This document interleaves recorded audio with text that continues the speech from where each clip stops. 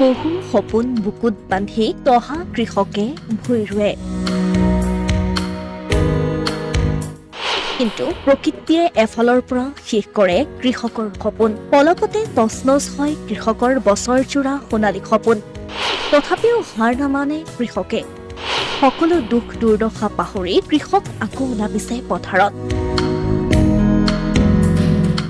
উদ্দেশ্য আঘোণত এখন সোণালী পথাৰ।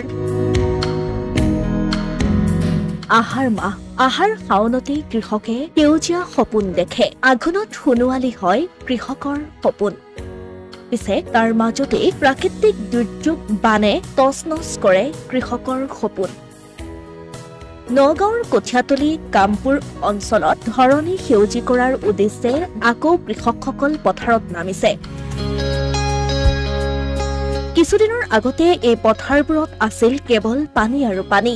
কপিলী আৰু নিশাৰী নৈৰ বানে বুৰাই পেলাইছিল পথাৰসমূহ। আগতীয়াকৈ পেলোৱা বাওধানৰ কঠীয়া দুয়োখন নৈৰ বাঢ়নী পানীত বুৰ গৈ কৃষকৰ মাজত হাহাকাৰ লাগিছিল।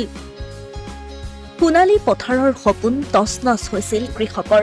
কিন্তু সকলো তিক্ততা পাহৰি আকৌ কৃষকসকল নামিছে পথাৰত। কাৰণ আহাৰ শাওনত পথাৰখন সেউজীয়া কৰিব পাৰিলেহে আঘোণত কৃষকৰ সপোনবোৰ সোণোৱালী হ'ব।